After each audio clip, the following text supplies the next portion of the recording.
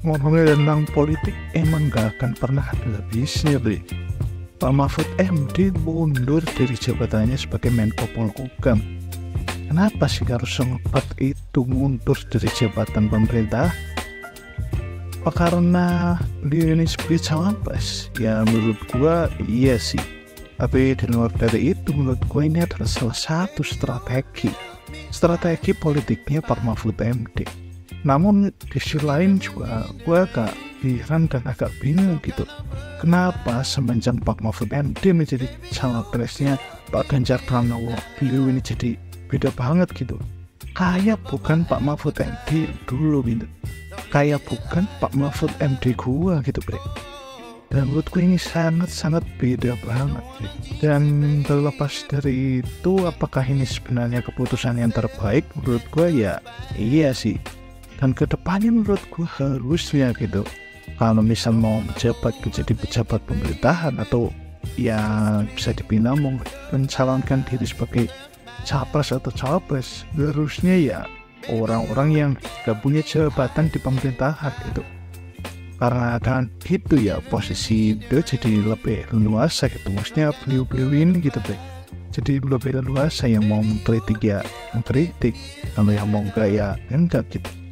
Tapi menurut gua sih kalau misal di debat atau di kampanye manapun, kalau kerjanya cuma kritik-kritik aja, nyari-nyari kesalahan aja tapi nggak berdasarkan data dan fakta, ya menurut gua percuma sih, sama aja membohongi masyarakat, sama aja membohongi publik, sama aja membohongin gua gitu, Bre. Tapi tahu nggak apa alasannya kenapa ini semua bisa terjadi?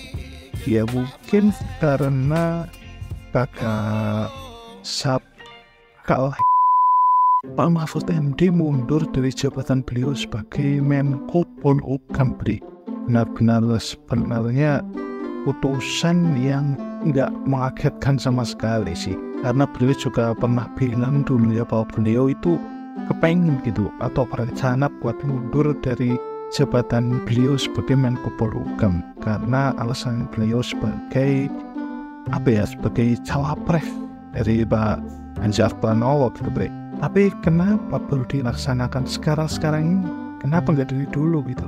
Ya menurut gue ini adalah salah satu strategi politik sih, adalah salah satu raja terakhir ketika beliau ini udah diserang habis-habisan gitu. Ya sebenarnya nggak diserang habis-habisan juga sih, karena gue juga heran gitu, semenjak debat cawapres yang kedua, Mahfud ini tuh kayak jadi beda banget gitu. Kayak bukan Pak Mahfud yang dulu gitu, kayak bukan Pak Mahfud MD gue gitu. Iya menurut gue jadi beda banget. Dan motif kenapa Pak Mahfud ini jadi beda gue juga gak begitu paham. Apakah karena emang ada yang menyetel gitu, ada yang nyeting Pak Mahfud ini, atau karena mungkin Pak Mahfud emosi Mas Gibran? Ya kita juga gak tahu sih penyebabnya apa. Tapi yang jelas dari yang gue lihat gitu, karena sebelum debat yang kedua dilakukan, emang menurut gue ya Pak Mahfud masih aman-aman aja sih.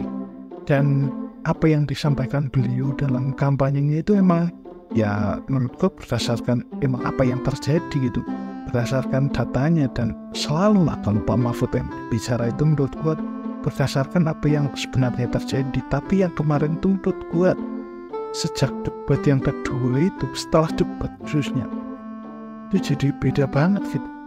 Kayak ini nyun sewu gitu ya Bang Mahfud, kayak lebih banyak omongannya aja gitu. Ya gue gak tahu sih apakah gue aja yang ngerasain atau kalian juga, tapi berdasarkan yang gue lihat ya emang yang seperti itu. Tapi balik lagi ke mundurnya Pak Mahfud ini, sebenarnya kemundurannya Pak Mahfud dari jabatan beliau sebagai Menko Polhukam juga bukan semata-mata karena pengen mundur karena beliau cawapres, tapi lebih ke strategi. Nah strategi apa nih? Ya strategi buat mengcounter Prabowo Gibran, karena mereka bertiga, Pak Mahfud, Pak Prabowo, dan Mas Gibran sama-sama memiliki jabatan di pemerintahan. Mas Gibran dengan wali kotanya, Pak Prabowo dengan Menhannya, Pak Mahfud dengan Menko Polhukamnya. Dan menurut gue sih kedepannya harusnya gitu ya, kalau seseorang atau siapapun itulah yang pengen menjabat atau mencalonkan diri menjadi presiden atau jabatan apapun di pemerintahan, harusnya ya nggak boleh sedang menjabat gitu lah. Karena ya bakal jadinya mungkin seperti ini gitu. Kita bisa lihat aja tuh kemarin pas debat yang debat yang kedua yang temanya pertahanan. Udah tahu ya kan Pak Prabowo sebagai Menhan, ya otomatis bisa jadiin senjata tuh. Jadiin senjata buat paslon-paslon lain menyerang Pak Prabowo. Dan di sisi lain juga Pak Mahfud MD ini sebagai Menko Polhukam, dia juga agak sedikit menahan diri mungkin ya karena pengen kritik, tapi kalau beliau mengkritik atau mengoreksi pemerintah khususnya dalam hukum gitu, dalam bidang hukum, segi hukum, ya sama aja ya kan, beliau mengoreksi pekerjaannya sendiri ya. Tapi nggak apa-apa sih sebenarnya, tapi ya bakal jadi paradok juga sih.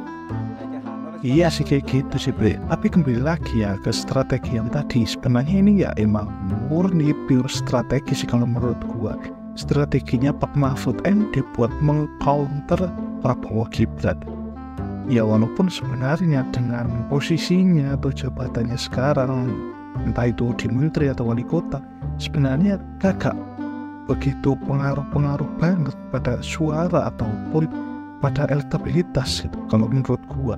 Karena emang kalau gua lihat-lihat gitu ya, khususnya ya gua mulai dari diri gua sendiri gitu ya Bre, ya apa seseorang itu pengen nyoblos itu bukan karena jabatannya, tapi karena emang orangnya gitu. Dari berdasarkan yang gue lihat gitu, ya terbukti dengan adanya debat yang kemarin, ya mungkin di berbagai berita, di berbagai media, salah satu isu atau salah satu kata kunci itu mulai bermunculan dan mulai naik gitu. Tapi di situ tuh nggak menaikkan elektabilitas sama sekali. Ya walaupun menaikkan, tapi nggak berdampak cukup signifikan kepada elektabilitas atau kepada suara masyarakat gitu. Dan menurut gue ya perkembangannya dari debat ke debat itu ya kakak begitu berpengaruh besar sih. Dan mungkin itu kali ya yang membuat para calon-calon ini, calon pemimpin kita ini jadi sebenarnya segitu sama yang namanya debat. Dan balik lagi ke jabatan, ya emang menurut gua dengan adanya jabatan seperti itu sebenarnya gak cukup berpengaruh buat suara-suara mereka atau perolehan suara mereka nanti. Karena emang ya mereka, orang-orang kita ini, masyarakat kita ini emang udah punya pilihan, dan emang mereka pengen nyoblos karena orangnya, bukan karena jabatannya. Bisa kita lihat aja gitu, contoh ya Pak Anies. Ulama-ulama pada pengen nyoblos Pak Anies ya karena Pak Anies, bukan karena jabatannya Pak Anies, bukan karena Pak Anies pernah jadi gubernur gitu ya, misal kayak gitu ya. Dan terbukti ya kan, jabatan nggak begitu berpengaruh apa. Dan kalaupun misal dari awal pencalonan syaratnya adalah nggak boleh menjabat di pemerintahan, menurut gue is fine, oke-oke aja menurut gue. Malahan menjadi apa ya, tantangan sih enggak, cuma ya menurut gue lebih clear aja gitu ya. Jadi nggak terafiliasi sama yang namanya pemerintahan.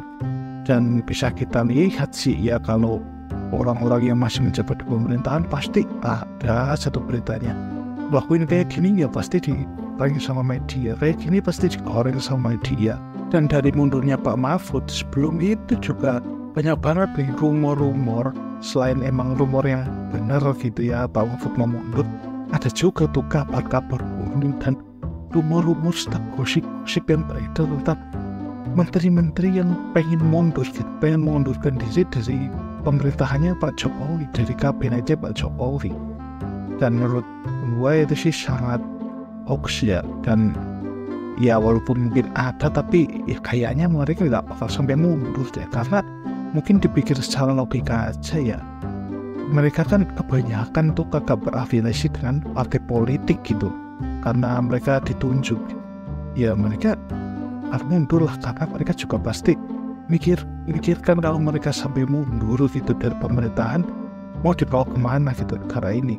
Ya walaupun sebenarnya juga gue yakin sih di Indonesia ini sangat banyak banget orang-orang yang hebat, yang pantas lah untuk memegang posisi-posisi tertentu. Dan Pak Jokowi juga menurut gue sudah punya cadangan dan sudah punya opsi atau backup untuk setiap kemungkinan yang terjadi ya. Walaupun Pak Jokowi ya bukan dewa sih, ya nggak tahu segalanya, tapi ya menurut gue dengan orang cerdas itu nggak mungkin lah kalau beliau kagak punya backup plan gitu ya, entah itu mungkin dari dirinya sendiri atau dari penasihat politiknya gitu.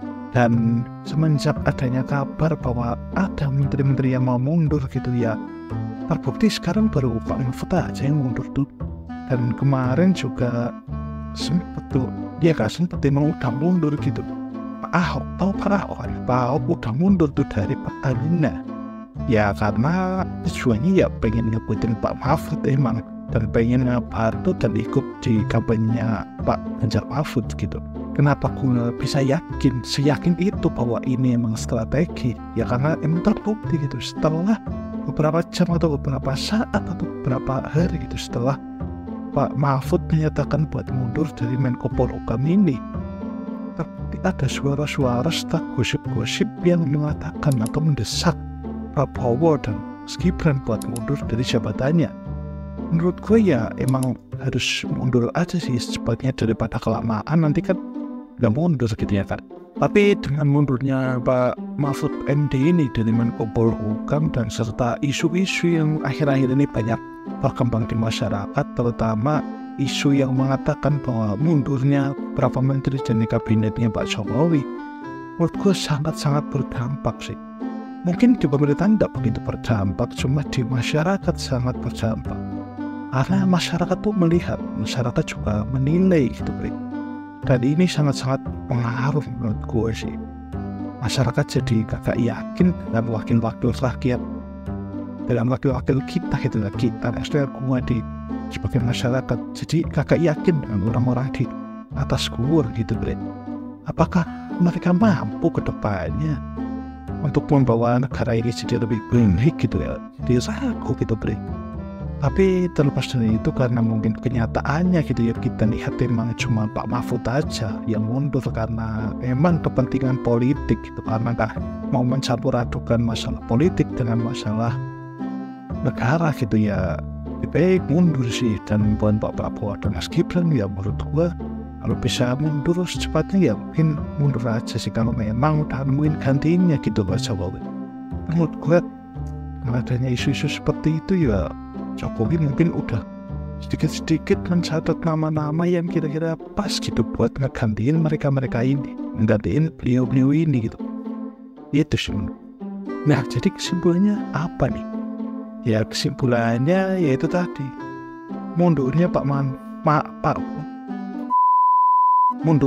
Mahfud MD dari jabatan beliau sebagai Menko Polhukam emang sebagai strategi buat mengcounter Prabowo Gibran. Dan emang sudah sejak awal direncanakan semua ini. Karena di awal Pak Mahfud MD juga pernah bilang bahwa beliau ini mau mundur dari jabatannya sebagai Menko Polhukam. Nah, terbukti sekarang sudah terjadi dan banyak sekali gelombang-gelombang desakan, ya walaupun nggak sekali sih, banyak gitu intinya lah. Ada gitu intinya desakan-desakan buat mendesak Pak Prabowo dan Mas Gibran buat mundur. Yang mana harusnya harus dari awal gitu sebenarnya persyaratan buat mendaftar capres atau cawapres disertakan. Beliau yang mendaftar harusnya nggak terafiliasi atau menjabat di pemerintah, mungkin itu lebih baik daripada dengan adanya seperti itu nanti dijadikan senjata politik seperti sekarang ini. Ya mending diantisipasi sejak awal, walaupun efeknya nggak begitu signifikan, nggak begitu ngefek terhadap suara dan elektabilitas, Bro.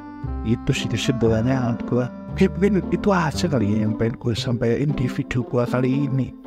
Walaupun masih banyak belibet, masih banyak salah-salah kata yang kita alami gitu ya kan. Tapi kalau misal ada perkataan gue atau ucapan-ucapan gue yang memang salah dan gak sesuai fakta dan gak sesuai kenyataannya, boleh banget buat koreksi di kolom komen.